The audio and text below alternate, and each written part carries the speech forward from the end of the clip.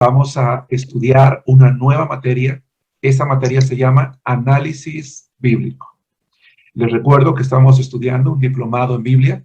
Hemos estudiado ya la primera materia que se llama, o se llamó, Introducción a la Biblia, que nos permitió sentar las bases para conocer de manera más profunda lo que es la Biblia, cómo se compuso, cómo se escribió, su contenido. Posteriormente, la segunda materia fue un análisis, ¿verdad? Un conocimiento general de la Biblia, particularmente el Antiguo Testamento. La Biblia, libro por libro, Antiguo Testamento. Después, la tercera materia que estudiamos se llamó la Biblia, libro por libro, Nuevo Testamento. Esto nos permite ahora tener ya un panorama general, claro, de cada uno de los 66 libros de la Biblia. Ya sabemos qué es la Biblia, ya conocimos su origen, su contenido, ya sabemos el costo que implicó para muchos creyentes a través de la historia el que cada uno de nosotros podamos tener este hermoso libro, ya sea en nuestras manos de manera física o de manera electrónica, como muchos ya la tienen el día de hoy. Ya conocemos de una manera cada uno de los libros de la Biblia, sus temas principales, sus autores, algunos detalles también biográficos de quienes la escribieron, particularmente en cada uno de los libros. Ya conocemos cuál es el propósito y los temas principales que cada libro contiene o trata. De tal manera que ahora que leamos nuestra Biblia, vamos a poder de manera rápida poder traer a la mente con qué nos vamos a encontrar en el momento en el que vamos a empezar la lectura de un nuevo libro. Pero ahora el siguiente reto, hermanos, es aprender a interpretar la Biblia. Una de las razones por las cuales algunos creyentes, hermanos, casi no gustan de leer la Biblia es porque dicen, hermano, es que me cuesta mucho entenderla. Me cuesta mucho comprender la Biblia y luego me quedo atorado y por eso no puedo avanzar. El día de hoy vamos a ver, hermanos, que estudiar la Biblia ciertamente es algo que puede llegar a ser complicado, sin embargo, no es imposible. Hermana Enid, levantaste la mano. Sí, pastor, ¿se escucha? Sí, se escucha. Una pregunta, pastor. ¿Este análisis bíblico es lo que podríamos interpretar como exégesis? Sí y no. La exégesis bíblica tiene un propósito distinto, pero es muy semejante al análisis bíblico.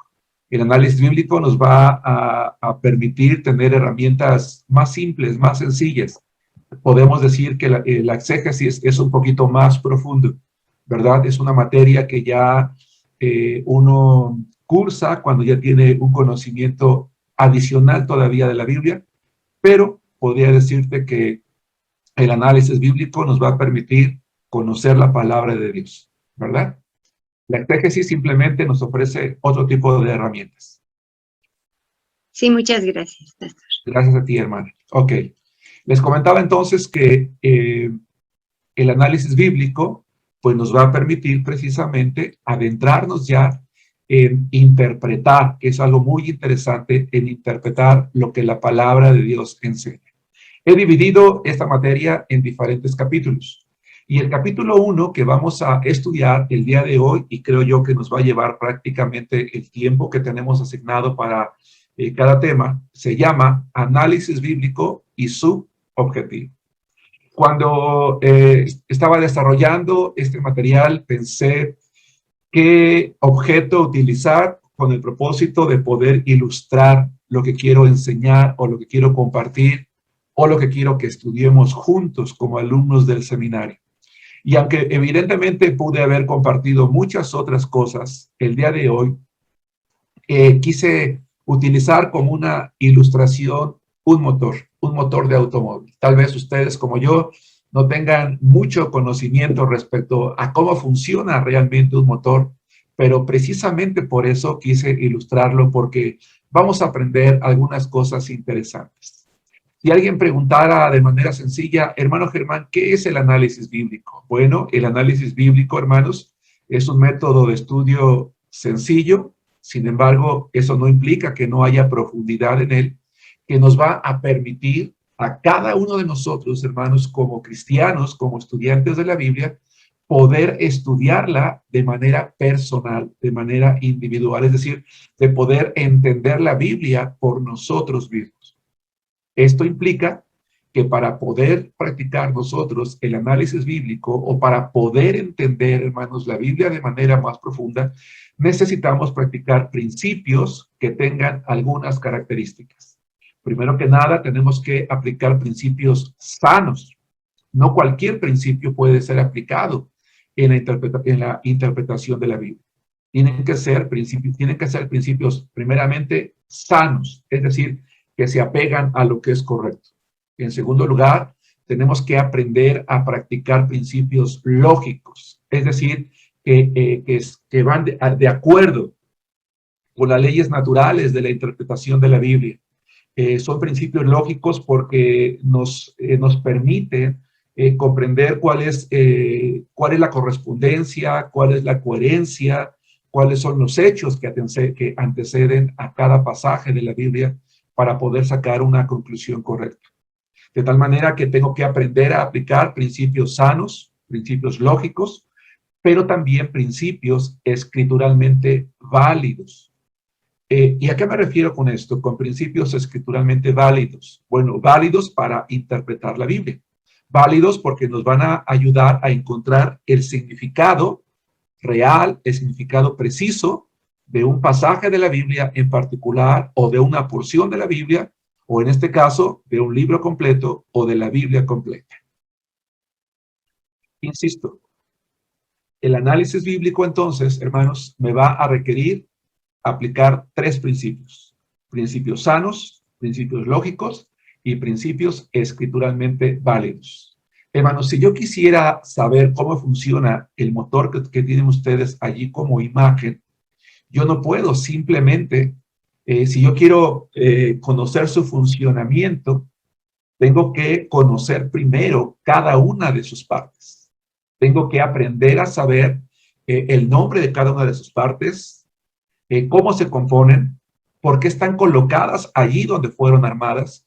Y para eso vamos a aprender el día de hoy que tengo que aprender el nombre, el funcionamiento, cómo se desarma, porque yo no puedo quitar un tornillo de aquí, otro tornillo de acá, una pieza de abajo, una pieza de al lado. Tengo que irlos desarmando poco a poco, colocarlos en orden, de manera lógica, ¿sí? Y sobre todo, cada parte con aquella que le corresponde. Esto es algo muy importante.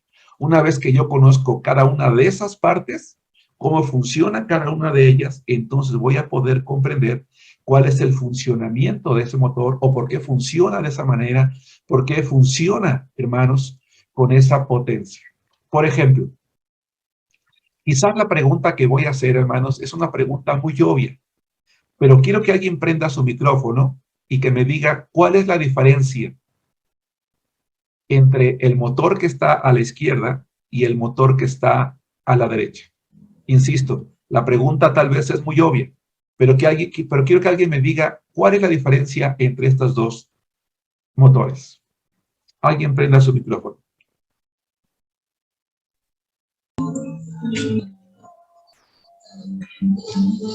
De manera muy simple, ¿cuál es la diferencia? Yo, pastor. Y adelante. Está desarmado. Así de simple, así de sencillo, ¿verdad? Del lado izquierdo es el motor que está completo, listo para ser instalado. Del lado derecho es el mismo motor, sí, la única diferencia es que está desarmado. Noten que está desarmado, pero que está acomodado, ¿sí se dan cuenta? Sus piezas están acomodadas de tal manera que la persona que va a armar de nuevo ese motor puede en orden tomar cada una de sus partes e irlas colocando nuevamente.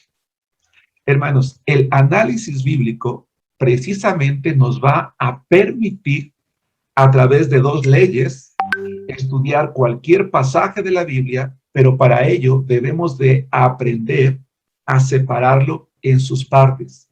Cada frase, cada palabra, cada verbo, cada sustantivo, cada porción de la oración, con el propósito de poder analizar. Yo decía hace rato que si yo quiero conocer cómo funciona este motor, Primero que nada, voy a desarmarlo completamente, voy a acomodar sus partes de manera lógica, voy a analizar de qué están compuestas, cómo está enlazada la una con la otra, cuál es la función, de qué manera se van armando cada una de esas partes y qué es lo que está permitiendo que haga un sonido, que tenga una potencia, que tenga un funcionamiento. Y entonces cuando yo lo arme, ¿sí? Voy a poder colocarlo y el día de mañana que algo no me suene bien y yo he conocido previamente el funcionamiento, el ruido, las partes, el aceite, el lugar donde va cada parte, la fuerza con la que debe de ser colocada y o apretada, voy a decir, ah, es esta parte del motor. Es esto, es el otro, es aquello, y voy a poder desarmarlo nuevamente, voy a poder ir a esa parte y voy a poder arreglar. Pero ¿qué pasaría, hermanos, si yo no me diera la oportunidad de desarmarlo, de conocer cada una de sus partes, cuál es su función, cuál es el lugar, cuál es la importancia que ella tiene? Pues entonces yo no voy a conocer nunca el funcionamiento y por lo tanto no voy a tener la capacidad o el conocimiento para distinguir algún ruido extraño o para distinguir por qué mi automóvil ya no está funcionando. ¿Qué significa la palabra análisis? ¿Por qué hablamos de análisis bíblico? La palabra análisis, hermanos, es una palabra que se compone de dos raíces. La primera es la palabra ana. La palabra ana, ¿sí? Es análisis, es un término griego que tiene dos raíces. La primera raíz es la palabra ana, que literalmente significa arriba. Y da la idea, así como suena la palabra, de tomar algo y colocarla en una posición superior. Y la palabra lisis es una palabra que significa soltar. Miren, qué interesante. Análisis es una palabra que significa tomar algo, colocarlo en una parte alta y soltarlo. Y da la idea, ¿sí?, de algo que al soltarlo, al caerlo, se divide en sus partes para yo poder conocer cada una de ellas. Es decir, análisis bíblico significa entonces, o cuando hablamos de análisis bíblico, hablamos de que para poder interpretar algún pasaje de la Biblia, ¿sí?, debemos de soltar, debemos de examinar cada una de sus partes. Debemos de separar cada palabra, cada término. Debemos de aprender a desmenuzar la Biblia para poder conocer cada palabra, cada oración, pero también debemos de tener la capacidad de volver a juntarlas, de tal manera que quede tal como estaba, hermanos, en su origen. De tal manera que la palabra análisis no solamente significa soltar, sino que significa soltar algo para conocer cada una de sus partes, pero también significa unirlas nuevamente en su debido orden. Significa también unirlas nuevamente, hermanos, en su debido orden. Observemos entonces la imagen que está al frente. La diferencia, del lado izquierdo está un motor armado, del lado derecho está un motor desarmado. Veamos ahora esta siguiente imagen. Quiero que observemos que el motor que estaba desarmado ahora vuelve a su posición original. Para que esto ocurra, hermanos, en la Biblia, yo necesito aplicar dos principios. Si yo quiero saber qué significa un pasaje de la Biblia, debo de separar cada una de sus palabras, cada uno de sus términos, cada una de sus oraciones. Debo de conocer qué significa cada uno, por qué está ese artículo allí, por qué está ahí ese sustantivo, por qué está allí ese verbo, por qué está colocado de esa manera. Una vez que yo he comprendido cada una de esas cosas, debo de aplicar, hermanos, algo muy interesante. Y para esto se habla de dos leyes. La primera ley es la ley de la desasociación, es decir, cuando yo estoy separando una porción en sus términos. La conozco, la interpreto, domino el contenido y entonces aplico la siguiente ley, que es la ley de la reasociación. La ley de la reasociación tiene como propósito el que yo vuelva a unir nuevamente todo en su debido orden. Hermano, ¿algún día has desarmado algún objeto de tu casa? ¿Alguna televisión, alguna licuadora, algún control remoto o algo en particular en tu vida y te pusiste, cuando desarmaste todo, colocaste aquí un tornillo, por allá un empaque, se te cayó algo y no lo encontraste y dijiste, bueno, no pasa nada, y vuelves a armar y no te queda igual? ¿Pero qué crees? Funciona. Y tú dices, no importa, así lo dejo. La pregunta es, ¿hay algún riesgo en dejarlo así? Claro que sí. Cuando nosotros, hermanos, unimos todo en su debido orden, no tiene por qué sobrarnos algo, no nos sobra nada. Pero estamos acostumbrados, una manera de pensar mexicana, no me atrevería a decir mundial, quizás latina, ¿verdad? Pero tampoco me atrevo a decirlo así, pero sí creo que una forma de pensar mexicana, ahora por supuesto, no de todos los mexicanos, pero sí de muchos, tenemos la mentalidad del, ahí se va, pues funciona, está bien, no pasa nada, no hay ningún problema. Cuando algo no nos sale bien, decimos, bueno, pero sí funciona, así lo voy a dejar.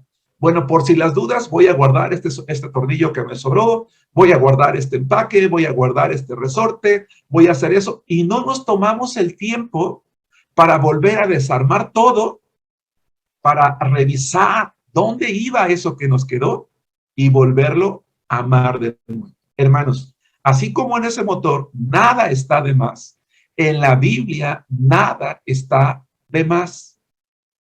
Dios, el autor de la Biblia, ¿verdad? A través de su Espíritu Santo, que en estricto sentido podríamos decir que es el autor de la Escritura, no inspiró a los hombres a escribir cosas sin sentido, cosas que no tenían una razón de ser. Todo está allí con un propósito.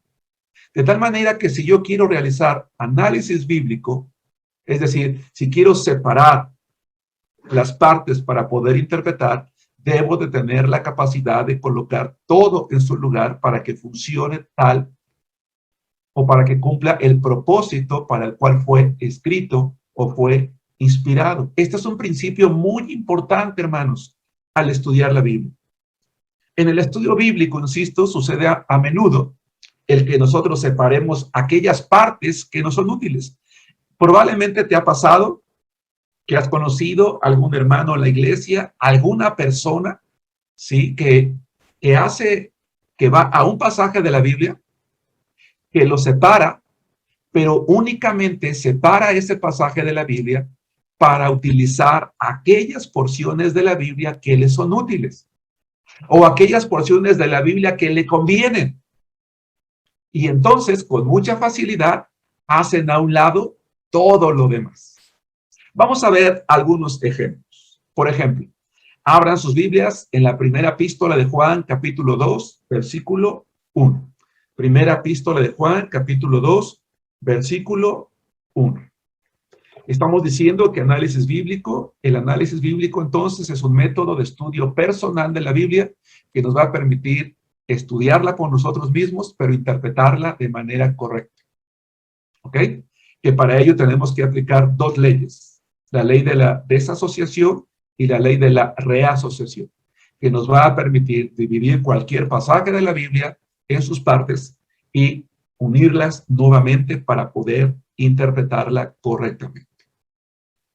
No debemos de caer en el error de desarmar un pasaje de la Biblia para tomar aquellas partes que según nosotros no son útiles, o peor aún, aquellas que únicamente nos conviene utilizar. Por ejemplo, Primera de Juan, capítulo 2, versículo 1. Dice la palabra de Dios: hijitos míos, estas cosas les escribo para que no pequen. Fíjense qué interesante. Dice, hijitos míos, estas cosas les escribo para que no pequen. Y si alguno hubiere pecado, abogado tenemos para con el Padre, a Jesucristo, el justo.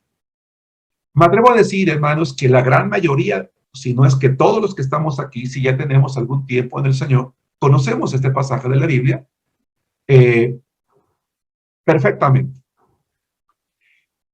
Sin embargo, ¿cuál es la parte que más conocemos de este pasaje de la Biblia?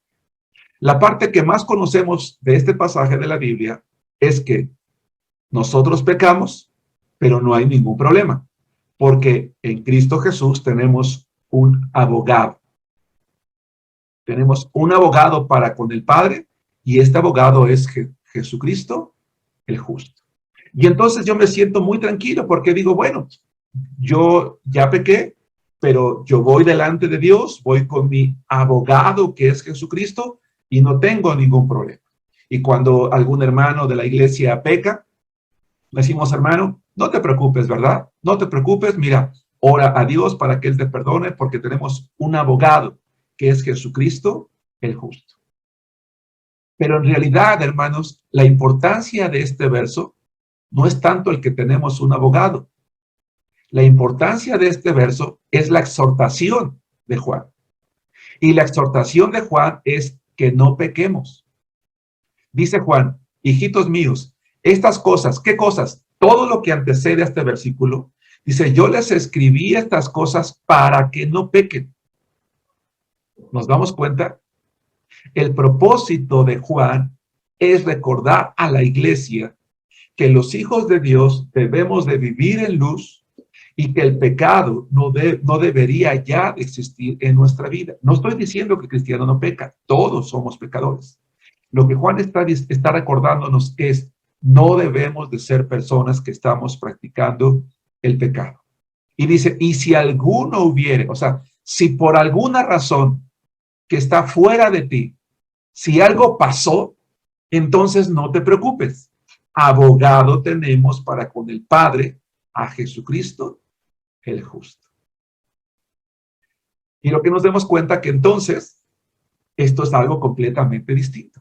Es algo completamente diferente. ¿Sí? Si yo tomo el pasaje, lo divido por partes, me voy a dar cuenta que primero que nada, el autor está hablándole a hermanos en Cristo y que les está hablando con mucho cariño. Les dice, hijitos míos. Juan va a hacer una exhortación, pero la va a hacer como un padre amoroso a sus hijos. Por eso les dice, hijitos míos. Después les recuerda todo lo que viene escribiendo y viene la exhortación con un no, para que no pequen. Ahora, ¿por qué Juan utiliza esa frase amorosa antes de decir no? Porque está comprobado que cuando una persona escucha la palabra no, automáticamente en su cerebro ocurre algo que lo lleva a bloquearse completamente. De hecho, hoy, hermanos, los pedagogos recomiendan que cuando uno le va a dar instrucciones a un hijo o uno quiere que un niño no practique algo incorrecto, no utilices la palabra no. Es decir, no corras, no grites, no juegues, no pegues, porque automáticamente su cerebro se bloquea y deja de escuchar. Lo correcto es utilizar otro tipo de palabras que le lleven al niño a pensar en que no es correcto llevar a cabo eso. Entonces me doy cuenta que el autor hace una exhortación y al hablar con amor está acudiendo, ¿verdad? Está apelando al corazón de los oyentes a efecto de que hagan eso, escucharlo. Pero que también sabiendo que va a colocar en ellos una carga, porque por si llega a pasar, los deja tranquilos diciéndoles, abogado tenemos para con el Padre, a Jesucristo el justo. Y entonces, yo como estudiante de la Biblia, que estoy separando cada uno de los pasajes de la Biblia, porque voy a hacer análisis bíblico, voy a conocer cada parte, cada palabra, cada oración. No hay palabras aquí muy complicadas, todos conocemos lo que significa la palabra pecar. Pecar es un término que significa errar el blanco, es decir, no atinar a hacer la voluntad de Dios. Si alguno por alguna razón no atinó a hacer la voluntad de Dios, tiene un abogado. La palabra abogado es un término griego, un sustantivo masculino que significa paracletos. Quiero pensar que en algún momento, ahí en tu iglesia, has escuchado hablar de lo siguiente. En Juan capítulo 14, versículo 26, Jesucristo prometió que enviaría otro consolador porque él iba a volver a la gloria del Padre. Él estaba a punto de ser crucificado, es decir, morir, y después de morir, él iba a resucitar e iba a regresar a su gloria. Los discípulos estaban preocupados, estaban temerosos, estaban ansiosos. Por eso, si ustedes recuerdan, en Juan 14, él empieza diciendo, no se turbe vuestro corazón, ¿verdad? Es decir, no tengan miedo, no tengan temor. Él continúa hablándoles y les va a decir que les va a enviar otro consolador. Y dice Juan capítulo 14, versículo 26, más el consolador, el Espíritu Santo. El término consolador es la misma palabra griega que utiliza Juan, que se traduce como abogado, que es paracletos. Porque la palabra paracletos, hermanos, da la idea, ¿sí? O trata de describir a una persona que está a tu lado, así como un abogado, una persona que está a tu lado para hablar por ti, para defenderte ante un juez. Entonces, lo que Juan está diciendo es, Jesucristo, como un abogado, está a nuestro lado cuando vamos con el Padre en virtud de que hemos pecado, para lograr, ¿verdad?, que Él nos perdone. Lo interesante de este versículo, insisto, está en la exhortación y está en el hecho de comprender que Jesucristo, como el Espíritu Santo, es nuestro abogado, es nuestro paracletos. Cuando nosotros realizamos análisis bíblico y vamos a conocer cada una de las palabras, vamos a ir descubriendo muchas veces, hermanos, ¿sí?, algunas otras enseñanzas, algunas otras doctrinas que tal vez no conocíamos, o vamos a ir afirmando otras cosas. Porque cuando yo veo 1 Juan capítulo 2, versículo 1, y veo que Jesús es paracletos, digo, ah, caray, Jesús es paracletos, el Espíritu Santo es paracletos. ¿Qué significa eso? Bueno, Juan capítulo 14, versículo 16 dice, y yo rogaré al Padre y os dará otro consolador, para que esté con vosotros, para que esté con ustedes para siempre. A ver, Jesucristo les está diciendo, voy a mandar a otro, pero quizá los discípulos podían haber respondido, no, Señor, nosotros no queremos a otro, te queremos a ti. No queremos a alguien distinto, te queremos a ti con nosotros, que tú seas el que nos cuides, porque hemos aprendido que contigo lo tenemos todo.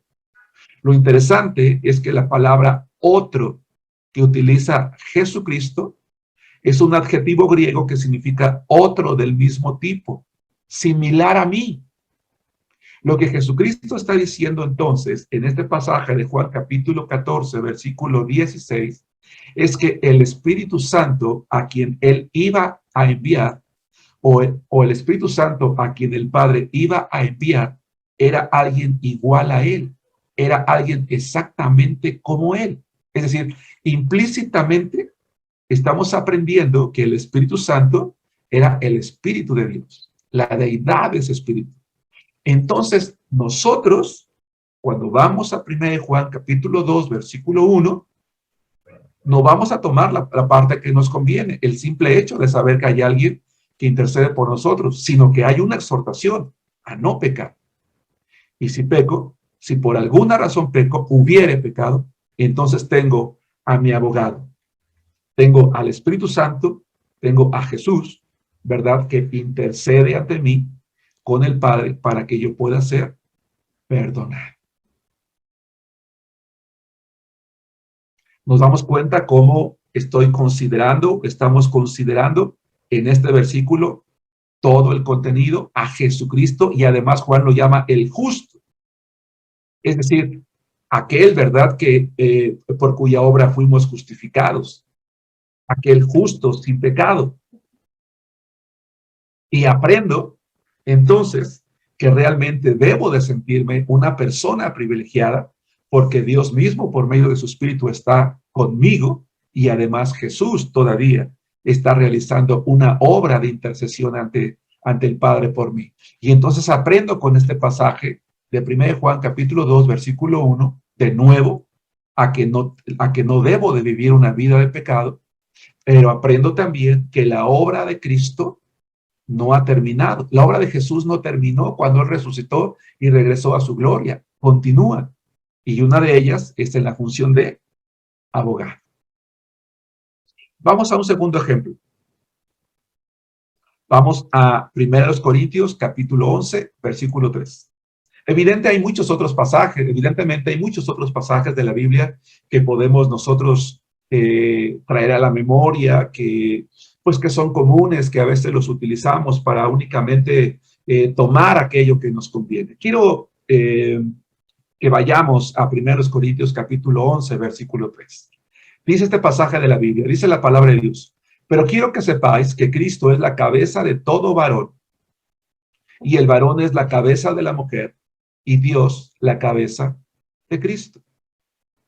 Muchos varones, hermanos, lamentablemente, utilizan 1 Corintios capítulo 11, versículo 3 a su favor. ¿Para qué? Para someter a sus esposas, para hacerles saber a sus esposas que ellas deben de estar sujetas a él. Porque este pasaje de la Biblia dice que el varón es la cabeza de la mujer, y entonces ellos deben de obedecerles a ellos. Incluso he escuchado varones no creyentes que conocen este pasaje y que lo utilizan en contra de sus esposas cristianas para decirle: pues no dice la Biblia que yo soy la cabeza, que tú debes de obedecer, que tú debes de sujetarte. Ahí está, eso es lo que dice la Biblia. ¿O eso es lo que te enseñan en tu iglesia? ¿No se supone que en tu iglesia te enseñan a sujetarte y a obedecerme a mí? Peor aún, quizás algunos cristianos también, algunos varones cristianos, utilizamos este pasaje de la Biblia para restregarlo, como decimos en México, en la cara de nuestras esposas, para decirles que tienen que estar sometidas a nosotros. Bueno, si bien es cierto, este pasaje de la Biblia habla de que una esposa debe de estar sujeta a su marido, si yo quiero hacer una interpretación correcta de este pasaje de la Biblia, debo de conocer cada una de las partes de este verso. Y lo que este verso dice es lo siguiente. Pablo dice: pero quiero que sepan, es decir, la iglesia, los hermanos, quiero que sepan, hermanos, primero que nada, que Cristo es la cabeza de todo varón. Es decir, yo como varón, antes de leer la porción que dice que yo soy la cabeza de la mujer, la Biblia me dice a mí que la primera persona que debe de estar sujeta soy yo. Y que yo como varón debo de estar sujeto a Cristo, porque Él es mi cabeza, Él es mi autoridad. Y soy la primera persona que debe de estar dando testimonio de sujeción, de sometimiento, de obediencia, y en este caso, a Cristo.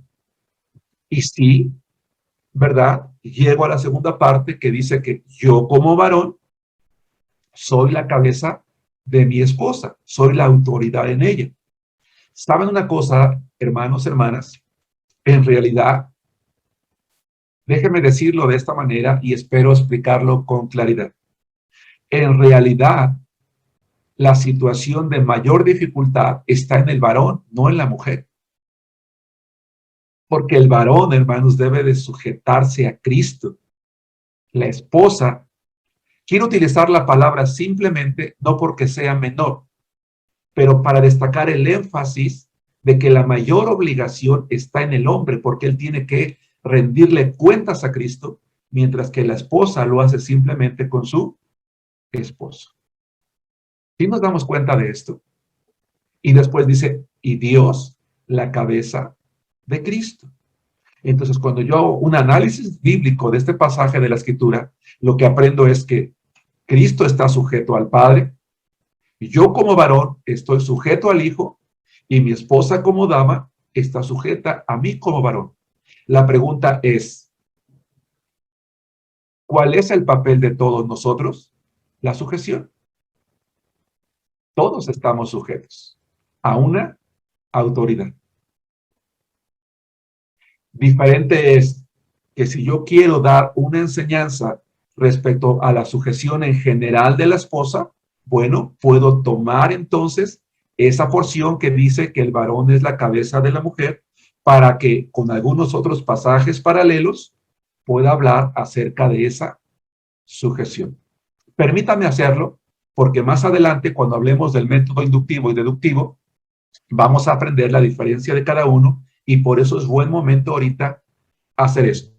Quizás tú estás analizando este versículo de la Biblia y tú dices, bueno, pues es que esto de estar sujeta, de estar sujeto como varón a Cristo, de estar sujeta como esposa a la mujer, ¿qué es realmente lo que buscaba Cristo? ¿Qué pretendía él?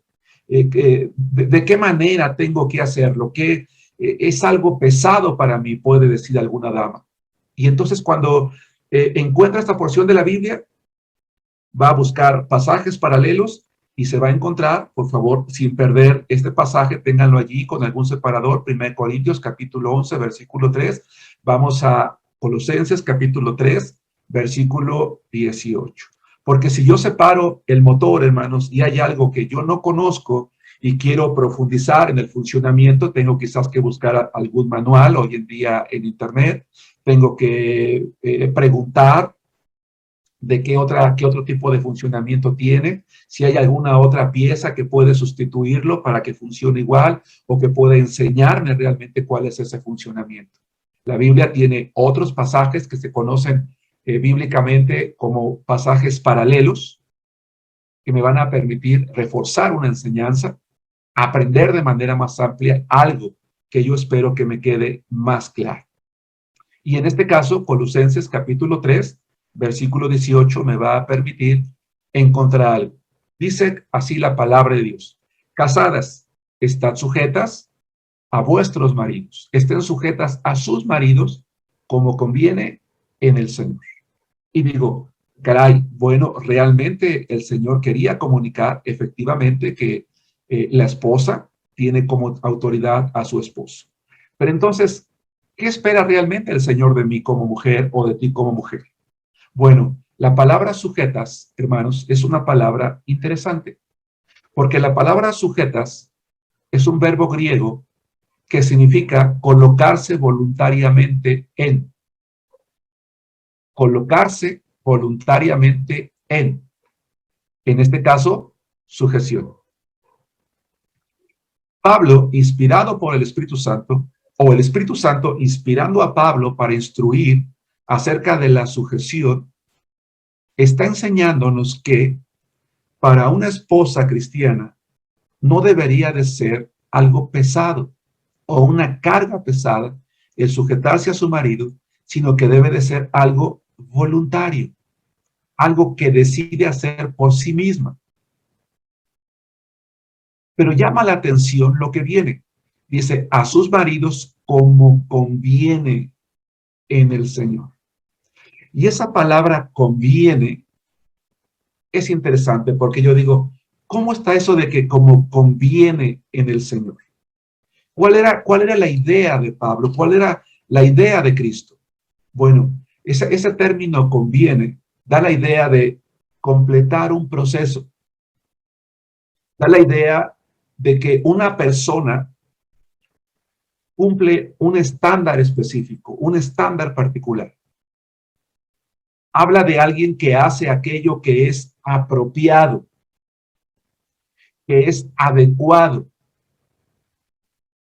Así que lo que Pablo está diciendo es, casadas, voluntariamente, sujétense a sus maridos, porque de esta manera ustedes completan un proceso de madurez o de crecimiento, que es lo que el Señor espera en ustedes. ¿Nos damos cuenta?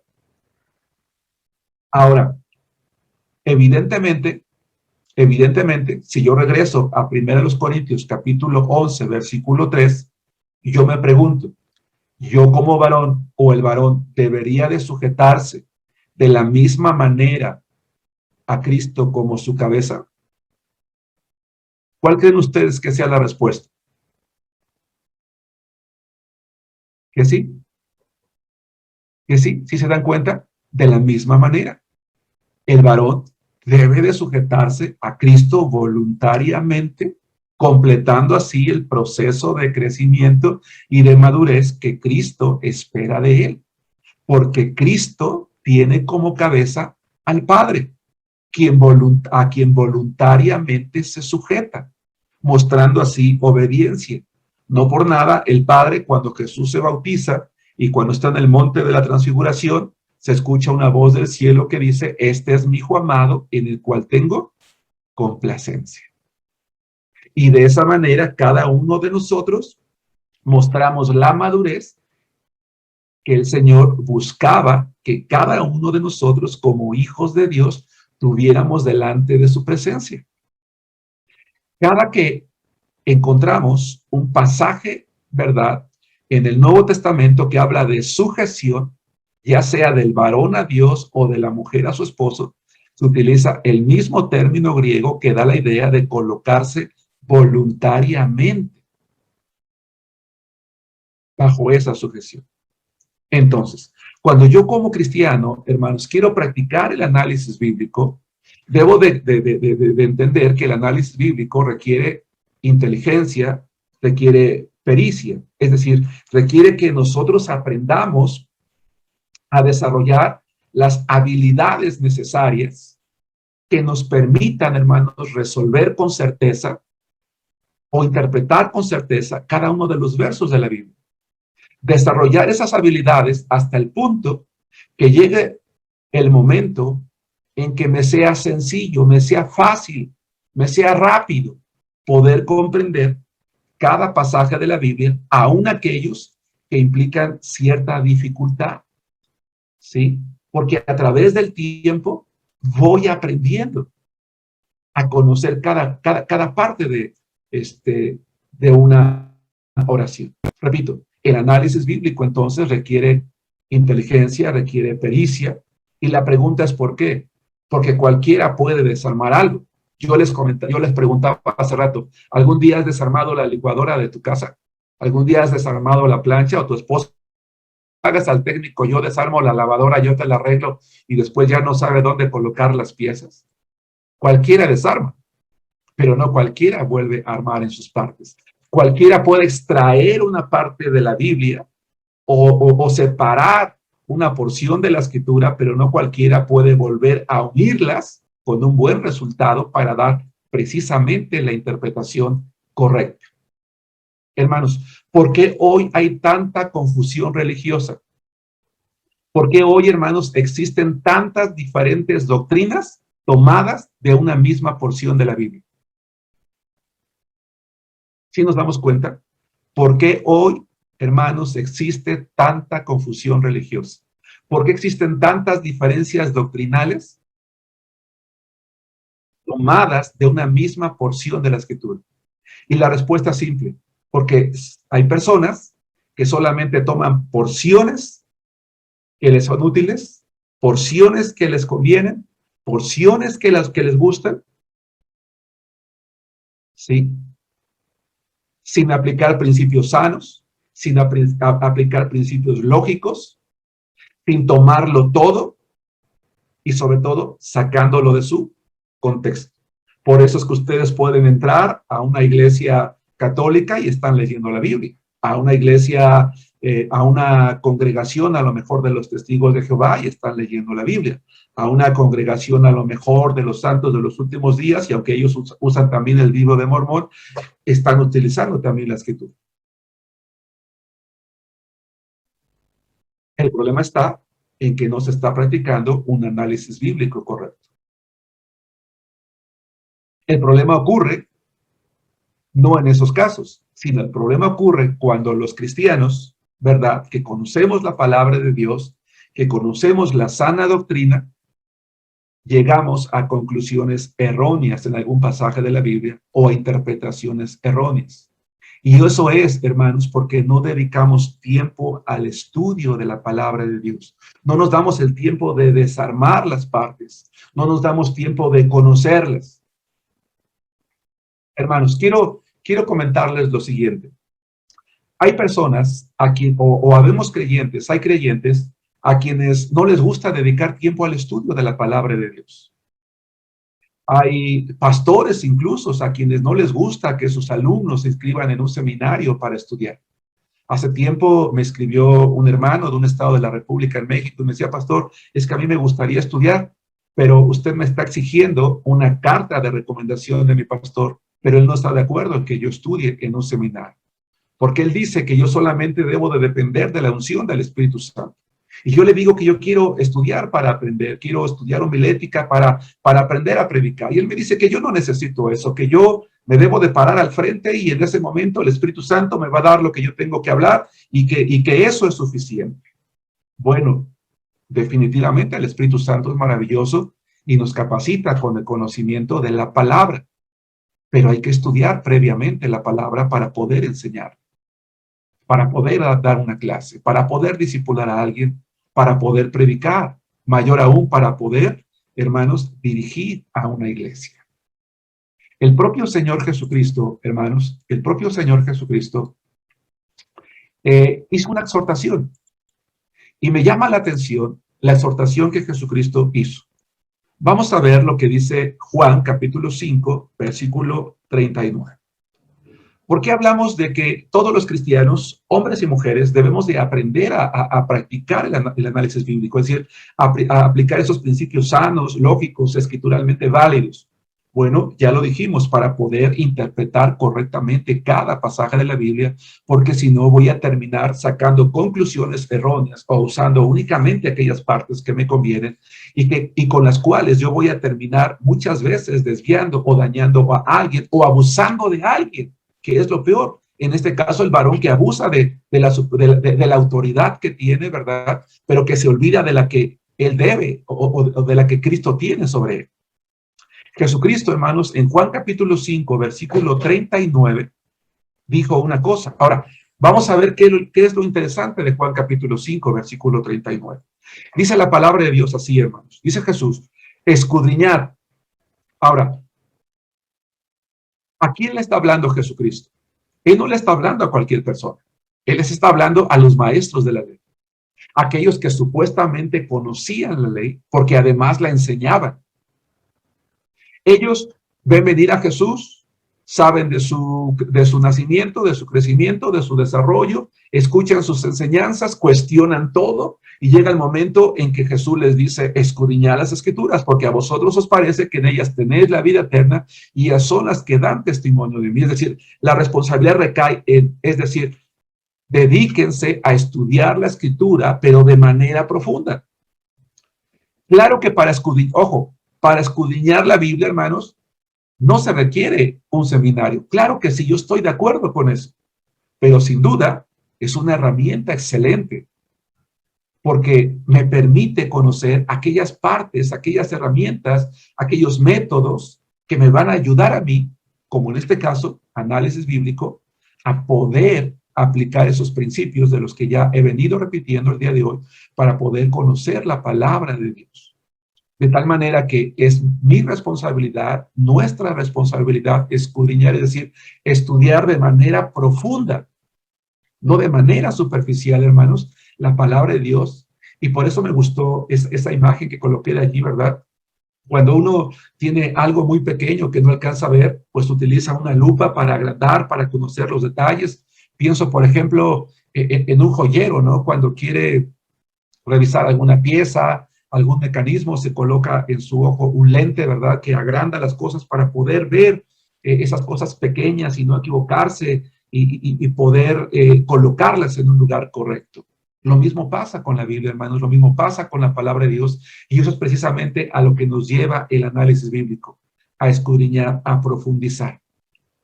Abran sus Biblias en 1 Juan capítulo 4, versículo 12. En este pasaje de la Biblia, Pablo le está hablando a un pastor. Jesús le está hablando a los maestros de la ley y les está diciendo que tienen que estudiar profundamente la Escritura. Ustedes y yo, hermanos, quienes somos pastores o misioneros o predicadores o maestros de la palabra de Dios, debemos de aprender a escudriñarla, debemos de dedicar tiempo a aplicar los principios sanos, lógicos y escrituralmente válidos, a aplicar las leyes de, hermanos, ¿verdad?, que nos permiten separar un pasaje, la ley de desasociación y la ley de reasociación. Dice 1 Timoteo capítulo 4, versículo 12, ninguno tenga en poco tu juventud, sino sé ejemplo de los creyentes en palabra, conducta, amor, espíritu, fe y pureza. Pero vean lo que dice, veamos lo que dice el versículo 13. Entre tanto que voy, ocúpate en la lectura. Esa palabra, hermanos, lectura, es una palabra griega que significa conocer de nuevo. Significa volver a leer. No da la idea de nada más lee, no. Cuando Pablo le dice a Timoteo, ocúpate en la lectura, el verbo griego que él utiliza significa tomar algo y volverlo a leer una y otra vez con el propósito de volver a conocer, de reafirmar lo que está allí, de percibir algún detalle que se haya omitido o de reafirmarlo para tener la plena certeza de que uno ha entendido correctamente para poder enseñarlo correctamente. Porque vean lo que dice. Es interesante que primero habla de lectura y después habla de exhortación y después habla de enseñanza. ¿Sí nos damos cuenta? Es como si Pablo le estuviera diciendo a Timoteo, Pablo, ocúpate en el análisis bíblico. Asegúrate de que estás interpretando correctamente, de que estás conociendo correctamente, para que entonces, con ese conocimiento, tú exhortes, tú llames la atención o enseñes a la iglesia. Vamos a saltar al versículo 16. Yo decía hace rato que definitivamente estoy de acuerdo en el hecho de que debemos de depender del Espíritu Santo, porque Él es el maestro, claro que sí. Pero depender del Espíritu Santo no hace a un lado el estudio. Si yo dependo del Espíritu Santo, Él me va a permitir comprender a profundidad lo que estudio para poder utilizarlo en la enseñanza. Porque si yo no me dedico al estudio, no me dedico al análisis bíblico, entonces voy a poner en riesgo a la congregación. Dice 1 Timoteo capítulo 4, versículo 16, ten cuidado de ti mismo y de la doctrina. Es decir, de toda esa serie de enseñanzas, de todas aquellas cuestiones elementales que forman parte de lo que la Biblia enseña. Somos, hermanos, somos responsables de como se dice coloquialmente, de no torcer la escritura, de mantenerla pura, de guardarla correctamente. Dice, ten cuidado de ti mismo y de la doctrina, persiste en ello, pues haciendo esto te salvarás a ti mismo y a los que te oyen. Vamos a practicar análisis bíblico. Vamos a tomar 1 Timoteo 4:16, vamos a colocarlo de la parte alta, vamos a soltar para ver cada parte de este verso. Pablo dice, ten cuidado de ti mismo. Tú como pastor debes de preocuparte porque tú mismo te mantengas en el camino correcto. ¿Cuál es el camino? Y al preocuparte por ti mismo del camino correcto, debes de cuidar la doctrina. Yo comentaba, hermanos, en otra materia, que hoy en día, ante el elevado crecimiento de iglesias en el mundo, hay creyentes, hermanos, que van de una iglesia a otra. Un domingo se reúnen en una, otro domingo se reúnen en otra. Hoy pertenecen a una denominación, mañana pertenecen a otra, y luego a otra, y luego a otra. Y cuando tú le preguntas, oye, hermano, ¿por qué haces eso? No está bien que tú actúes de esa manera. La primera respuesta que uno escucha es, no hay ningún problema, hermanos. Todo es lo mismo. Todo es igual. No es cierto, hermanos. No es cierto. La doctrina es importante. Es importante cuidar todas esas enseñanzas que la Biblia enseña. Ahora, ojo, hermanos. Aquí hay algo muy importante. Nosotros como seminario enseñamos una materia que se llama Doctrinas Básicas 1 y Doctrinas Básicas 2. Y cuando yo doy esas materias, hermanos, comento algo que le llama la atención a mis alumnos. No siempre, pero algunas veces sí. Les digo, hermanos, la materia que vamos a estudiar el día de hoy es Doctrinas Básicas. Y quiero decirles una cosa, nosotros no vamos a, en esta materia, no tenemos como propósito aprender la doctrina bautista, porque nosotros no enseñamos doctrina bautista, porque la doctrina bautista no existe. Lo que yo les voy a enseñar es la doctrina bíblica. ¿Sí nos damos cuenta? Eso es completamente distinto. No existe la doctrina bautista, no existe la doctrina pentecostal, no existe la doctrina presbiteriana. Existe la doctrina bíblica. Lo que yo tengo que aprender es ver si la doctrina que yo estoy aprendiendo es la que la Biblia enseña. No sé si me explico. Lo que yo tengo que aprender es ver si la doctrina que yo estoy aprendiendo es la que enseña la Biblia.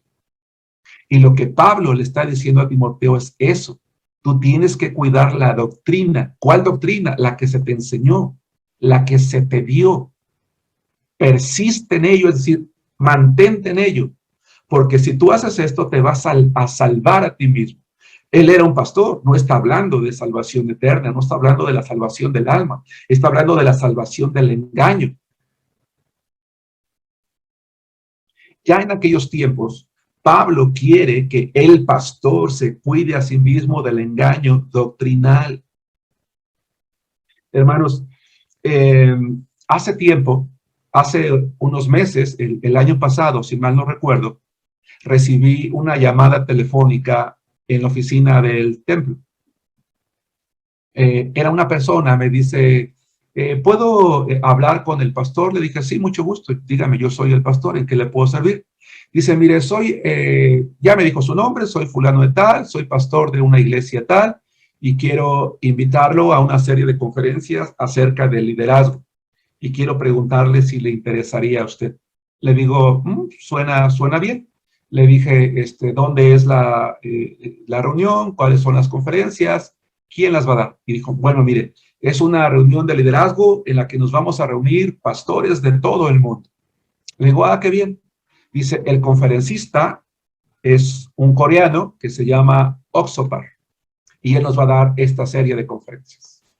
Y cuando él me dijo el nombre, le dije, ¿sabe qué? No me interesa. Me dijo, ¿cómo? Le dije, no me interesa. Me dice, ¿por qué? Le dije, ¿usted conoce a Oxopar? ¿Sabe quién es él? No, no lo conozco, pero es un conferencista muy importante. Él trae una enseñanza muy importante que ha compartido en todo el mundo y en México también, y muchas iglesias, muchos pastores de todas las denominaciones han asistido a sus conferencias y por eso yo lo invito a que usted asista. Le dije, mire, yo sí lo conozco, sí sé quién es, conozco su doctrina, conozco su enseñanza, y lo que él enseña no es la palabra de Dios. Este señor lo que hace es contactar a pastores, darle una serie de estudios que no tienen que ver con la palabra de Dios, los desvía doctrinalmente al punto de que cada iglesia termina cediendo el control al grupo de personas que están con él. Y le dije, yo no lo conozco, usted no me ha pedido un consejo, pero yo le recomiendo que si usted ama a su iglesia como pastor, no esté promoviendo personas a quienes no conoce y que ponen en riesgo a su iglesia. Y me dijo, oiga, a ver, espéreme. A ver, dígame entonces de qué se trata esto. Y le dije, mire, esto y esto. Y me dice, es que yo no sabía eso. Le dije, bueno, pero ahora lo sabe, se lo estoy diciendo yo. Le dije, yo le recomiendo no exponga a su iglesia a ese peligro. Ese era el propósito que buscaba Pablo. Que él como pastor tenía que dedicarse al estudio una y otra vez con el propósito de cuidar ese tesoro llamado doctrina, de cuidarse a sí mismo y por consecuencia, dice, a los que te oyeren, es decir, a la iglesia. Lo preocupante es que algunos maestros de la Biblia, algunos pastores, lo único que hacemos o hacen es confundir, es engañar a la iglesia porque no se hace o no se practica un análisis bíblico correcto. Vamos a ver más adelante en la segunda epístola, capítulo 4, versículo 2.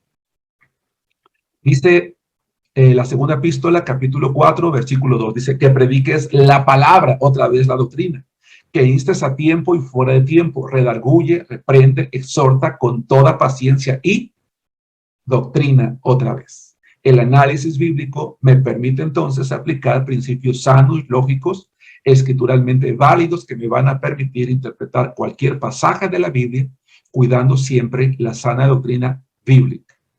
Volvemos al punto que mencionaba entonces, hermanos, yo hace un momento. ¿Y cuál es? Es el hecho de que mucha de la presente confusión religiosa, hermanos, es el fruto de métodos erróneos de estudio bíblico. Es el fruto de la unión incorrecta de las partes de un verso o de una porción bíblica. Entonces, estamos diciendo que se necesita inteligencia, conocimiento, claro que sí, una dependencia real del Espíritu Santo para saber cómo analizar cada porción de la Biblia, para juntarla en un todo y para aplicarla correctamente. Porque si no, por eso, decíamos hace rato, van a surgir personas, ya sea religiosos, miembros de iglesias, ya sea escépticos, ya sea ateos, que van a tomar una porción, que con la misma porción dicen, bueno, es que yo creo esto. Y el otro dice, pero es que yo creo este otro. Y muchas veces ninguno de los dos, hermanos, está en lo correcto. Peor aún, hay personas que toman la misma porción de la Escritura para aseverar lo que ellos piensan, para afirmar lo que ellos creen, o simplemente para demostrar con esa porción que ellos tomaron que la Biblia tiene faltas o que la Biblia tiene contradicciones, cuando esto no es así. La Biblia no tiene faltas, no se contradice a sí mismo. Cuando yo aplico inteligentemente las reglas sanas de análisis bíblico para poder entender cualquier pasaje de la Biblia, cuando yo estudio todo en armonía, entonces yo voy a poder comprender aquellas posibles faltas para decir exactamente lo que ese pasaje de la Biblia significa. Por ejemplo, algo muy sencillo como Mateo capítulo 8, versículo 28. Hoy en día, hermanos, con las redes sociales, lamentablemente hay mucha gente que graba cápsulas supuestamente bíblicas. Hay mucha gente que graba pequeñas conferencias supuestamente bíblicas. Y quizás la manera de expresar de estos personas que manejan las redes sociales es muy buena y a veces quizás un poco profunda. Y eso nos tiene la capacidad de cautivarnos o de atraparnos. Pero cuando nosotros no conocemos realmente el contenido de la Biblia, nos dejamos llevar entonces por lo que otros nos enseñan. Y a mí me da mucha tristeza cuando hermanos de la iglesia le ponen amén a todo. Cuando tú te das cuenta que esa persona lo que está enseñando muchas veces son medias verdades, con muchas mentiras también. Por eso es que tenemos que tener mucho cuidado con lo que vemos, con aquello a lo que le damos like o con aquellas personas a las que seguimos.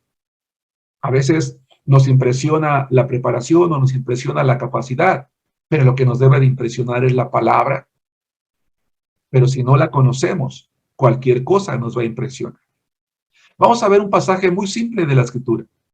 Dice Mateo capítulo 8, versículo 28. Vamos a leer varios pasajes de la Biblia. Y es probable que cuando pasamos por esos evangelios, el libro por libro, Nuevo Testamento, haya hecho mención de ello, pero lo quiero utilizar el día de hoy para comprobar un punto. Dice Mateo 8, 28 y 29. Cuando llegó a la otra orilla, a la tierra de los Gadarenos, vinieron a su encuentro dos endemoniados que salían de los sepulcros, feroces en gran manera, tanto que nadie podía pasar por aquel camino. Y clamaron diciendo, ¿qué tienes con nosotros, Jesús, hijo de Dios? ¿Has venido acá para atormentarnos antes de tiempo? Vinieron, estoy leyendo Mateo capítulo 8, versículos 28 y 29. Vayan, por favor, a Marcos, sin perder Mateo, a Marcos capítulo 5, versículos 1 al 8, donde está la misma enseñanza, pero vamos a ver algunos puntos. Marcos capítulo 5, es importante que todos vayamos a los pasajes. Marcos 5, del 1 al 8. Vinieron al otro lado del mar, a la región de los Gadarenos, y cuando salió el de la barca, enseguida vino a su encuentro de los sepulcros un hombre con un espíritu inmundo. Vamos a Lucas. Lucas capítulo 8, versículo 26 y 27. Lucas capítulo 8, versículos 26 y 27. Y voy a leer la palabra de Dios que dice, y arribaron a la tierra de los Gadarenos, que está en la ribera opuesta a Galilea. Al llegar a la tierra, vino a su encuentro un hombre de la ciudad, endemoniado desde hacía mucho tiempo, y no vestía ropa ni moraba en casa, sino en los sepulcros. Hermanos, ¿cuál es la diferencia entre Mateo, entre Marcos y Lucas? Mateo habla de dos endemoniados, pero Marcos y Lucas hablan de uno. La pregunta es, ¿quién tiene la razón? ¿Qué es lo correcto?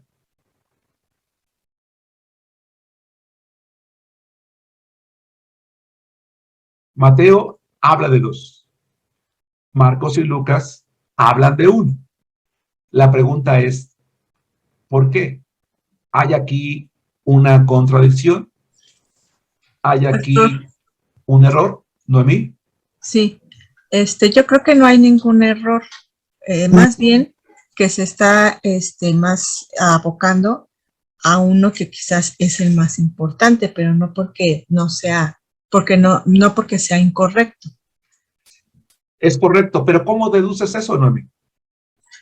Bueno, en alguna ocasión, en los estudios que hemos estado tomando, usted nos indicó que, por ejemplo, en algunas ocasiones también parece ser que en algún pasaje donde, ay, no recuerdo muy bien, pero daban agradecimiento, parece ser que algunas personas que Jesucristo sanó y que solamente una fue la que fue a avisar a los demás o más bien como a dar aviso de lo que Jesucristo había hecho en ellos, y solamente una fue la que agradeció eso o la que dio a conocer ese milagro, pero no porque haya sido incorrecto, sino porque él en ese se abocó más la escritura, pues, o sea, no porque no esté mal, sino porque en él se está refiriendo más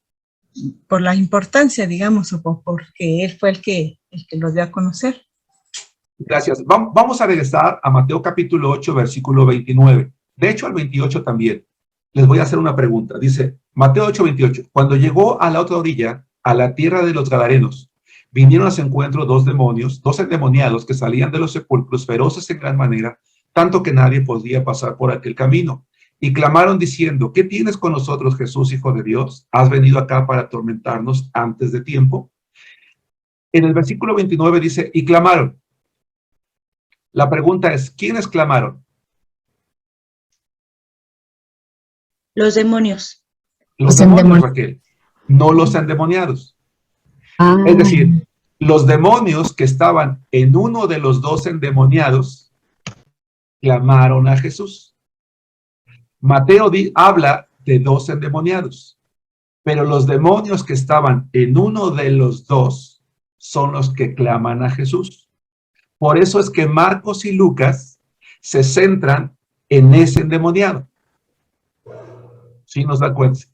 Ellos no le ven sentido en mencionar a otro. ¿Qué pasó con el otro? No lo sabemos. Tal vez se alejó, tal vez salió huyendo, tal vez el mismo demonio lo quitó de allí, pero ciertamente uno se quedó. Por eso Marcos 5:2 dice, vino a su encuentro de los sepulcros un hombre. Y por eso en Marcos 5:8, vamos a ver lo que dice el 7 y el 8. Y clamando a gran voz dijo, ¿qué tienes conmigo, Jesús, Hijo del Dios Altísimo? Te conjuro por Dios que no me atormentes. Porque le decía, sal de este hombre, no dice de estos hombres, sal de este hombre, espíritu inmundo. Entonces, quiero que nos demos cuenta, hermanos, que no hay una contradicción, no hay un error. ¿Sí? Mateo no se equivocó, él está en lo correcto, pero él está registrando que dos personas llegaron. Y en aquel entonces yo les decía, es como un periodista. Si ustedes leen una noticia en el Universal, la misma noticia en el Excelsior, la misma noticia en el Financiero, la misma noticia en el Milenio, y escuchan la misma noticia en alguna portal televisivo, ya sea en redes sociales o en la televisión, se van a dar cuenta que, según la perspectiva de cada uno, el que está dando las noticias va a enfatizar en ciertos hechos. Y todos van a tener la razón, solo que para conocer absolutamente el todo, tendríamos que juntar la información de todos ellos. ¿Sí nos damos cuenta? Entonces, cuando yo voy a hacer análisis bíblico, debo de aplicar principios sanos, lógicos y escrituralmente aceptados. Y un principio lógico, cuando yo voy a analizar la porción de un evangelio, tengo que buscar qué otro evangelio sinóptico lo contiene, o quizás en Juan. Debo de leer toda la porción, debo de asegurarme de que conozco cada palabra, que he leído cada frase y la he comprendido en su contexto, y entonces voy a poder sacar una conclusión, porque si no, entonces yo también voy a decir, es cierto, aquí hay un error. Y no hay uno, simplemente es el hecho de que la perspectiva es distinta, se está contando una misma historia. De tal manera que, en lugar de sacar una conclusión equivocada, voy a sacar una conclusión correcta. Si yo hago esto, entonces yo puedo aplicar a mi vida como estudiante de la Biblia lo que la palabra de Dios me dice. Por favor, abran sus Biblias en 2 Timoteo capítulo 2, versículo 15.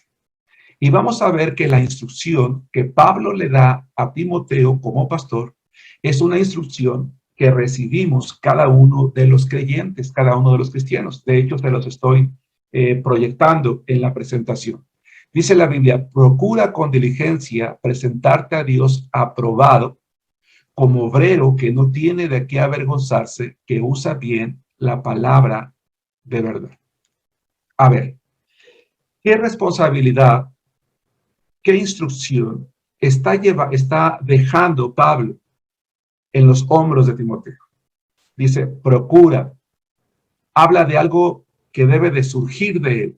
Él debe de tomar la iniciativa. ¿Cómo? Con diligencia, es decir, con prontitud, con rapidez. Es algo en lo que él debe de estarse ocupando. Es algo de lo que se debe de preocupar. ¿Y qué es aquello en lo que se debe de preocupar? En presentarse a Dios. Es decir, en estar delante de su presencia como alguien aprobado. El término aprobado que Pablo utiliza allí, no se preocupen si de momento no escribo aquí los términos. En otra unidad lo voy a hacer para que los veamos. De momento lo que quiero es que nos vayamos acostumbrando a ver que hay ocasiones en las que tengo que aprender. Si yo voy a hacer análisis bíblico, dijimos, ¿verdad? O dejamos establecido que debo de separar, debo de conocer cada parte, ¿se acuerdan? Cada oración, porque está sintácticamente en eso, o gramaticalmente en esa ubicación. La palabra aprobado que utiliza Pablo es un término griego, hermanos, que servía para comprobar algo que fuera de buena calidad, que no fuera falso, algo que fuera aceptable, algo que puede resistir cualquier prueba, ¿sí? Es como cuando en las fábricas se somete algo a la prueba de calidad para ver que funciona perfectamente. Pablo le dice a Timoteo, tú debes de voluntariamente hacer todo lo necesario con prontitud para ir delante de Dios como alguien que resiste la mayor prueba o revisión de calidad, como alguien que pasa todas las pruebas necesarias, como alguien que puede recibir un sello de aprobado por Dios mismo. ¿En qué sentido? Como un obrero, porque un obrero es el que trabaja, es el que actúa, que no tiene de qué avergonzarse. Ahora, a ver, ¿por qué algún día, por qué Timoteo tendría que algún día, ¿por qué existía la probabilidad de que Timoteo un día pudiera estar avergonzado delante de Dios? Bueno, dice que usa. Quiero que observen la presentación. Ese término sí lo puse porque es interesante. El término griego usar es un verbo, ortotomeo, que significa sencillamente, hermanos, cortar derecho. Implica hacer un corte derecho, un corte recto. Trazar también da la idea de tomar una regla y hacer una línea perfectamente recta. Ortotomeo también significa dividir correctamente. Y aplicado a la Biblia, da la idea de que Timoteo como pastor tenía que aprender a realizar un análisis bíblico una y otra vez de cada porción de la Biblia, asegurándose de dividir perfectamente cada porción, de tal manera que no dañara, que no sacara de su contexto alguna porción, alguna frase o alguna palabra, para que lo que enseñara fuese la palabra de verdad. Hermanos, si ustedes y yo, como maestros de la Biblia, de escuela dominical, de discipulado, predicadores, pastores, misioneros, consejeros, evangelistas, etcétera, no nos preocupamos por hacer cortes precisos, por enseñar correctamente la palabra de Dios, hermanos, un día estaremos delante de su presencia, dando cuentas de todo aquello que enseñamos mal. Quiero que pienses en esto. Ortotomeo, hermanos, es una palabra que significa hacer un corte recto. Quiero que pienses esto. Quiero que pienses que tú y yo vamos a ser sometidos a una operación de corazón abierto. Escucha esto. Quiero que piensen, hermanos, que ustedes y yo vamos a ser sometidos a una operación de corazón abierto. ¿Qué pasaría si en el momento de la cirugía al cirujano le tiembla la mano? ¿Qué pasaría si al cirujano le tiembla la mano y por 1 milímetro corta donde no debe? Enid le hizo así. ¿Qué significa eso? Que puede morir la persona enseguida. Pero es 1 milímetro de... O sea, ¿qué puede haber de malo? Cortar una arteria, un nervio que deje paralizado el corazón, no sé. Así es. Es decir, puede ser fatal. Lo que Pablo le está diciendo a Timoteo es que una palabra o una frase no comprendida correctamente o aplicada incorrectamente podía generar un error doctrinal grave, muy grave. Y de allí que yo les decía en la parte introductoria que mucha de la confusión religiosa que hay hoy en día es precisamente por eso.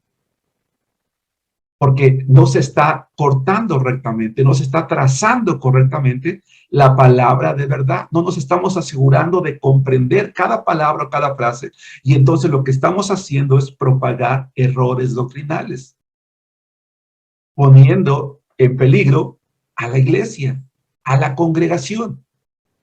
Vamos a ver un ejemplo más. Vayan conmigo a Filipenses capítulo 2, versículo 12. Voy a leer el versículo y voy a plantear una pregunta antes de dar una explicación. Quiero escuchar por lo menos un par de comentarios. Dice Filipenses capítulo 2, versículo 12. Dice, por tanto, amados míos, como siempre han obedecido, no como en mi presencia solamente, sino mucho más ahora en mi ausencia, ocúpense en su salvación con temor y temblor. ¿Qué significa este pasaje de la Biblia? ¿Qué crees que significa eso de ocuparse en la salvación con temor y temblor? Un par de hermanos. Enid. Tal vez es, creo yo, ¿verdad? Que está diciendo que lo que han aprendido de la palabra de Dios, que el testimonio que se dé sea verídico de acuerdo a un hijo de Dios, porque finalmente vamos a dar cuentas delante de Dios. Esa es una opinión. ¿Otra? ¿Alguien más? ¿Qué significa ese pasaje de la Biblia? Particularmente la parte que dice, ocupaos en vuestra salvación con temor y temblor. ¿O qué has escuchado al respecto? Sin pena, no te preocupes. Sí, pastor, ¿sí me escuchan? Juan. Sí, aquí en esa parte precisamente de ocupados en vuestra salvación, pues creo yo que nos está refiriendo precisamente a la salvación que nos otorga la vida eterna, por el hecho de que esa se le da una sola vez y es permanente. No se refiere a que vayamos a perder nuestra salvación, sino más bien que debemos ocuparnos en precisamente lo que veíamos en el otro pasaje que vimos acerca de la salvación, de estudiar, de escudriñar, de analizar precisamente las escrituras para no caer en errores que nos lleven a caer en falsas enseñanzas o falsas doctrinas. Gracias, hermano Juan. Lo interesante, ¿verdad?, es que concuerdo con ustedes, ¿verdad?, que este pasaje no está hablando de que nosotros debemos de ocuparnos en nuestra salvación con temor y temblor porque podemos perderla. Pero hay iglesias, hay pastores, hay predicadores que utilizan este pasaje de la Biblia para comprobar que la salvación se pierde. Que si tú no te ocupas en ella con salvación, con temor y temblor, la puedes perder en cualquier momento. Pero este pasaje no significa eso. De acuerdo al contexto en el que está escrito Filipenses capítulo 2, versículo 12, y particularmente al significado de la palabra ocupados, quiero decirles lo siguiente. Lo que Pablo está enseñando a los hermanos de Filipos es que la vida cristiana es para toda la vida. Sabemos que todos los cristianos, en algún momento de nuestra vida, le vamos a dar cuentas a Dios de cómo vivimos. Todos los cristianos, ya fuimos librados de la condenación eterna. Pero todos un día vamos a comparecer ante el tribunal de Cristo. El tribunal de Cristo es un juicio no para condenación. Es un juicio en el que vamos a dar cuentas de nuestra vida cristiana, de cómo vivimos la vida a partir del momento en el que nosotros recibimos a Cristo de allí hacia adelante. A ver, ¿qué significa la palabra ocuparse? Esa palabra significa llevarla a su perfección. Es decir, preocúpate porque ese regalo, esa vida que tú tienes, la lleves a la perfección. ¿En qué sentido? Ocuparse de la salvación, hermanos, es crecer en la gracia y el conocimiento de nuestro Señor Jesucristo con el propósito de honrar su nombre con nuestro testimonio. No porque Él vaya a quitarnos la vida, sino porque un día le vamos a dar cuenta de ello. Y habla de temor y temblor porque no se nos debe de olvidar que un día estaremos ante la presencia de un Dios santo. ¿Cómo podemos comprobar esto? Vamos a la segunda epístola de Pedro, capítulo 3, versículos 17 y 18. Voy a dictarles los pasajes y los vamos a ver todos. Vamos a ver segunda de Pedro 3, 17 y 18. Vamos a ver 1 Corintios 9, 26 y 27. Segunda de Corintios 5, 10. Voy a repetir. Segunda de Pedro 3, 17 y 18. 1 Corintios 9, 26 y 27. Segunda de Corintios 5:10 y Primera de Juan, capítulo 2, versículo 28. El primer pasaje, Segunda de Pedro 3:17, dice la palabra de Dios. Así que ustedes, oh amados, sabiéndolo de antemano, guárdense, no sea que arrastrados por el error de los inicuos caigan de su firmeza.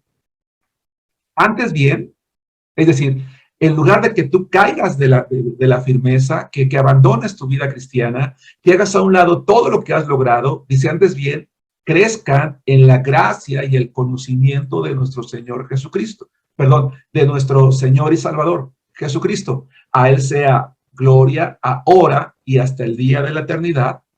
Amén. Es decir, en eso debe de estar ocupada mi vida. Por eso dice, ocúpense su salvación, crezcan, maduren, sean cada vez mejores creyentes, mejores discípulos. Hermanos, ahora mismo, como pastor en la iglesia en la que sirvo, estoy predicando una serie que se llama Discípulos de Cristo. Y yo comentaba, hermanos, en el primer mensaje, que todo discípulo es un cristiano, pero que no todo cristiano es un discípulo. Que una iglesia que está compuesta solamente por cristianos es una iglesia que sufre, pero una iglesia que está compuesta por discípulos crece. Que una iglesia que tiene discípulos son personas que están dispuestas a pagar el costo, el precio que implica seguir a Cristo. Y Cristo exige mucho, tanto que dice que no cualquiera puede ser su discípulo y que no cualquiera puede ser digno de él. Ese es el llamado que está recordando Pablo a los filipenses. Dice 1 Corintios 9, 26 y 27. Así que yo de esta manera corro, no como a la aventura, de esta manera peleo, no como quien golpea el aire, sino que golpeo mi cuerpo y lo pongo en servidumbre, no sea que habiendo sido heraldo para otros, yo mismo venga a ser eliminado. Este pasaje, el 9:27, también es utilizado para decir que hasta Pablo mismo tenía temor de perder su salvación. Por eso él trabajaba mucho. Pero no es así. Lo que esa palabra eliminado es un término griego que da la idea, y voy a explicarlo. En los Juegos Olímpicos que se llevaban a cabo precisamente en la región de Corinto, ¿sí? Había jueces que estaban encima de una tarima viendo a cada uno de los competidores. Si un competidor en la carrera hacía trampa, era eliminado de la competencia. ¿Sí? Es ese juez que dice, cometió una falta y lo sacaba simplemente de la competencia, y al ser sacado de la competencia, pues ya no recibía una corona, en este caso la corona de laurel que recibía el ganador del primer premio. Este término eliminado tiene esa idea, es ese pensamiento. Lo que Pablo está diciendo es, yo me ocupo en mi salvación. ¿Qué significa eso de que corro no como a la aventura o de que peleo no como quien golpea el aire? Es decir, yo no ando de un lado para otro sin ningún sentido. No, yo tengo un propósito, yo tengo una meta, dice él, como predicador, como apóstol, como pastor. Yo me exijo a mí mismo, golpeando mi cuerpo y poniéndolo en servidumbre. No da la idea de que él se golpeaba, no, sino que él se limitaba de muchas cosas. Estaba dispuesto al sacrificio. ¿Para qué? Para poder llegar a la meta que el Señor le había impuesto y tener derecho a recibir la corona como buen discípulo de Cristo y no a ser sacado de la carrera como alguien, ¿verdad?, que hizo trampa. La vida cristiana, hermanos, es eso, es como una carrera en la que nadie debe de estar haciendo trampa, sino que se esfuerza, ¿sí?, en vivir de acuerdo a los parámetros establecidos por el Señor. Pero veamos lo que dice en la segunda epístola, el 5:10, porque es necesario que todos comparezcamos ante el tribunal de Cristo. Esa palabra tribunal es precisamente ese entarimado que había, donde los jueces estaban viendo, diciendo quién merecía la corona, quién merecía el premio y quién no, porque había sido eliminado. Dice, todos compareceremos ante el tribunal de Cristo, para que cada uno reciba según lo que haya hecho mientras estaba en el cuerpo, sea bueno o sea mal. Con este pensamiento, para que cada uno reciba según lo que haya hecho mientras estaba en el cuerpo, sea bueno o sea malo, vamos a regresar a Filipenses. Ocúpense en su salvación con temor y temblor. Manténganse obedeciendo. No importa que yo no esté, dice Pablo. No importa que nadie, no importa que no esté el pastor para verte, no importa que no estén los hermanos de la iglesia, no importa que estés en un lugar lejano donde tú puedes hacer lo que tú quieras. No, dice tú, preocúpate en aquello que tú haces. Vive con temor y temblor, porque un día le vas a dar cuentas al Señor, vas a ser juzgado ante el tribunal de Cristo por todo lo que habías hecho y vas a recibir de acuerdo a cómo participaste. Los cristianos deberíamos de vivir con ese temor ocupándonos de nuestra salvación, pero no porque la vamos a perder. Ni Filipenses ni Corintios hablan de pérdida, de salvación.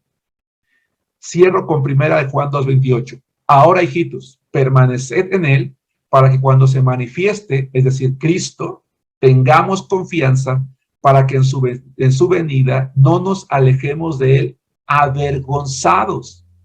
Es decir, teniendo un déficit de fe, un déficit en nuestra conducta. Hermanos, será motivo de vergüenza para nosotros cuando Cristo venga si en vida no nos ocupamos de nuestra salvación con temor y temblor. ¿Vamos bien? Pablo ya era un anciano. Él estaba terminando, hermanos, su carta, estaba terminando su epístola. Él mira hacia el futuro. Y si él hubiera pensado, cuando escribió a los filipenses en pérdida de salvación, hubiera pensado en Corintios cuando dice que él podría ser eliminado, él no habría escrito lo que escribió en 2 Timoteo capítulo 4, versículos 7 y 8. Vamos allá. 2 Timoteo capítulo 4, versículos 7 y 8. Dice así la palabra de Dios. He peleado la buena batalla. He acabado la carrera. He guardado la fe. Por lo demás, me está guardada la corona de justicia, la cual me dará el Señor, juez justo, en aquel día, y no solo a mí, sino también a todos los que aman su venida. Si yo aplico principios sanos, lógicos, escrituralmente válidos en este pasaje de la Biblia para poder interpretarlo, para poder sacar una conclusión correcta, me doy cuenta que Pablo compara la vida cristiana, hermanos, como un campo de batalla en el que hay que pelear, en el que hay que esforzarse. Porque la vida cristiana algunas veces es así, es difícil, es complicada. Tenemos problemas, tenemos dificultades, pero ello no nos debe de detener. Pablo dice, he acabado la carrera. Él estaba convencido de que había cumplido el propósito para el cual el Señor lo había llamado. Y él quería que los filipenses, en el capítulo 2, versículo 2, en el capítulo que leímos hace un momento, 2:12, los filipenses terminaran como él, hasta que llegaran como él hasta el final. Y para llegar hasta el final tenían que ocuparse de su salvación con temor y temblor, tenían que pelear la buena batalla, tenían que acabar la carrera. Tenían que guardar la fe. ¿Qué significa guardar la fe? Significa guardar todos los principios que te llevaron a creer en Cristo. Significa guardar la doctrina. Por lo demás, es decir, como consecuencia, me está guardada la corona de justicia. Él decía, no sea que yo mismo venga a ser eliminado en Corinto. Cuando llega ya al ocaso de su vida, dice, me esforcé con temor y temblor y sé que Dios me va a dar una corona. ¿Pablo se estaba adelantando al juicio de Dios? No, claro que no. Pero él sabía que se había esforzado en vivir la vida cristiana y conocía la promesa del Señor y está motivando a su discípulo Timoteo a que él se mantenga en ese mismo camino, la cual me dará el Señor. Y observen cómo lo llama, juez justo. Sabe que va a ser puesto, va a ser sometido a ese tribunal del cual él mismo habló. Pero también es una motivación para ustedes y para mí, porque dice no solo a mí, sino también a todos los que aman su venida. Mi amor a Dios, hermanos, no me debe de exentar de tenerle temblor, porque Él es un juez justo. Él es un fuego consumidor, como dice el libro de Hebreos. Él es, si es un Padre amoroso, si es mi Señor, si es mi Salvador, pero también es mi juez. Hermanos, ¿cómo queremos que el Señor nos reciba en el cielo, en la gloria? ¿Como nuestro amado Señor o como juez? Que sin duda todos vamos a ser juzgados por Él. Pero no sé si me explico en la pregunta. ¿Qué posición queremos que tome? ¿La de un juez o la de un Padre amoroso que dice, nos recibe en el cielo y dice, entra, mi hijo amado, ¿verdad? Entra en el gozo de tu Señor. Para poder entrar en el gozo del Señor sin alejarnos de Él avergonzados, debo de ocuparme en mi salvación con temor y temblor. ¿Dudas, hermanos? ¿Preguntas? ¿Comentarios? Por favor, prendan sus micrófonos y planteen las preguntas que sean necesarias. Pastor, Sí. sí, es recomendable entonces leer, por ejemplo, 2 o 3 versiones acerca del mismo pasaje. Y además, bueno, siempre lo digo, había un hermano Craig que decía que siempre debía de tener uno a la mano un desaznador, o sea, refiriéndose a un Sí. y bueno, desde entonces como que lo tomé muy Literal. en cuenta esto. Ajá. Ajá. Sí. Más que 2 o 3 versiones, ¿te refieres a versiones de la Biblia? Ah, ok. Mira, cuando uno practica análisis bíblico, sí es bueno, pero les voy a hacer una recomendación. Cuando yo solamente recomiendo utilizar otras versiones de la Biblia cuando dominamos ya la nuestra. Les voy a decir por qué.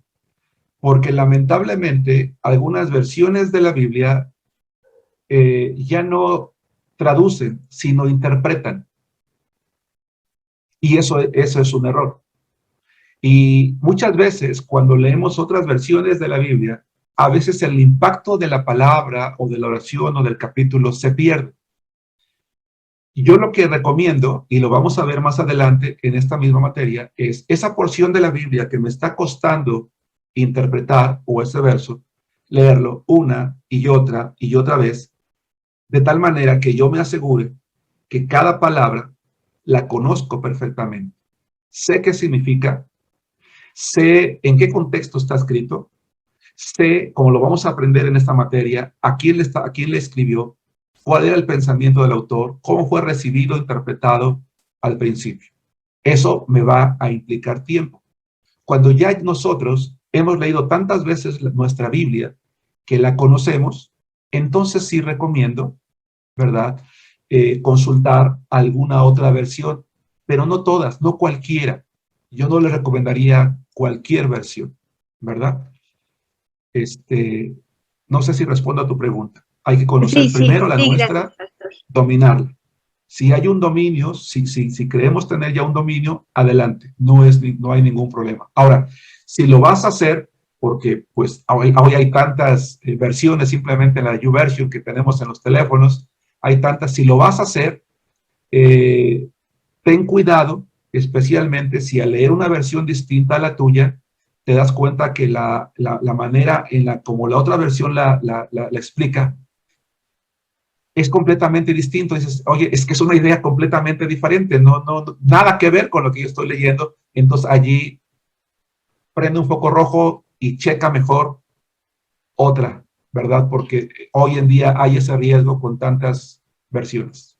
Ajá, las versiones que he escuchado, usted me dará o no la razón en que podemos confiar, por ejemplo, la Nueva Traducción Viviente y la Biblia de las Américas. No veo más, pastor. Bueno, la Biblia de las Américas no es una mala versión. La traducción viviente digamos, tampoco, ¿verdad? Aunque la Biblia de las Américas, yo tengo una pequeña recomendación al respecto, pero no es mala versión, puedes usarla para comparar. Pero insisto, bajo el parámetro que yo comentaba, ¿verdad? Si ya tienes, por el tiempo que tienes en el Señor, un dominio de la tuya, solamente ten cuidado con lo que te acabo de decir, ¿ok? ¿Alguna otra pregunta sobre el tema de hoy, hermanos? Yo, pastor, Sí, con respecto a la salvación, yo sí he escuchado que, bueno, me han dicho que la salvación se pierde, sí, porque las personas, bueno, o los hermanos que se dicen salvos, todavía siguen practicando pecado. Entonces, sí. por eso me dicen que se pierde la salvación. Ajá. Yo lo que entiendo es que entonces, si todavía seguimos practicando pecado, digo, de manera así ya consciente y que, bueno, sabemos que es pecado y que lo seguimos haciendo y haciendo, yo quiero entender entonces que nunca recibimos ese regalo que es la salvación y que por eso más bien no la tenemos, sino no tenemos la salvación y no es que se pierda, sino más bien que nunca la recibimos. ¿Sí es correcto? No, hermana. Muchos creyentes tienen esa idea como una manera de justificar y decir, bueno, pues es como cuando un hermano se va de la iglesia, sacamos de contexto el pasaje que dice, salieron de nosotros, pero no eran de nosotros. O sea, si se fue es porque no tenían a Cristo. No. La Biblia enseña que habemos cristianos carnales y hay cristianos espirituales. El cristiano espiritual es aquel que se ocupa en su salvación con temor y temblor, como lo acabamos de explicar en Filipenses. Los cristianos carnales somos aquellos que, pues, somos rebeldes, que vivimos en pecado, que somos desobedientes, que no nos hemos despojado del viejo hombre que está viciado, como dice la palabra de Dios, de acuerdo al pecado, de acuerdo a los vicios engañosos. Si yo como cristiano estoy viviendo una vida de rebeldía, hermanos, ¿me escuchan? Sí. Disculpen, hermanos, hubo una falla aquí en casa y se nos fue el internet. Sí, pastor. Bueno, entonces te comentaba, hermana, que el problema está en que algunos cristianos no crecemos espiritualmente, pero eso no significa que no haya salvación. Simplemente somos cristianos rebeldes. Y cuando estemos ante el tribunal de Cristo, nos vamos a alejar de él avergonzados, vamos a ser disciplinados por él o incluso en vida. Dice la palabra de Dios, por ejemplo, de los Corintios, en 1 Corintios capítulo 11. A causa de que ellos estaban menospreciando la cena del Señor como disciplina, había muchos enfermos, muchos debilitados y algunos habían muerto, algunos dormían. Es decir, somos personas que nos estamos exponiendo a la disciplina de Dios. Pero decir que una persona, porque está practicando el pecado, no es salva, es colocarnos en la posición que únicamente le pertenece al Espíritu Santo. No sé si me explico. Sí, pastor. Sí, Ahora bien, quiero que pensemos, por ejemplo, en Pablo. Cuando Pablo escribe su epístola a los Timoteos, habla de un hombre, ¿verdad?, que trabajaba con él, que estaba con él. Dice, pero Demas me ha desamparado amando este mundo. Demas era un misionero, hermano. Era parte del equipo misionero de Pablo. Pero llegó el momento en que descuidó su vida cristiana y se volvió al mundo. Dice, Demas me ha desamparado amando este mundo. Y lamentablemente muchos cristianos estamos en esa situación, que al no ocuparnos en nuestra salvación con temor y temblor, terminamos no solamente amando este mundo, sino abandonando completamente la iglesia, abandonando completamente nuestra vida cristiana. Esto está en 2 Timoteo capítulo 4, versículo 10. Resumen, la salvación no se pierde. La salvación es eterna. No hay un solo pasaje de la Biblia que hable de pérdida de salvación. Lo que hay son, o lo que habemos son cristianos que no vivimos en obediencia a Cristo y que un día vamos a ser sujetos a su disciplina. Gracias, pastor. A ti. ¿Alguna duda o pregunta, hermanos? Yo, pastor, sí, perdón. Sí. Sí, creo que deberíamos todos los cristianos pensar más en nuestra vida ya futura, después de esta vida, porque cuando el Señor entregue galardones, bueno, estemos ante el tribunal de Cristo y sean los galardones y todo, no vamos a poder decir, es que si hubiera, ¿verdad? O sea, Sí, ya no va a haber y nos podríamos perder de muchas bendiciones. así es. Muy bien, hermanos, pues si no hay alguna pregunta, vamos a hacer la oración final para terminar, hermanos, la clase de hoy. ¿Alguien quiere prender su micrófono y hacer la oración final de esta noche, hermanos? Por favor, repasen sus notas, sus apuntes. En un rato más subo al grupo el video para los hermanos que no pudieron conectarse. ¿Alguien, por favor, prenda su micrófono? Sí, ya lo tengo.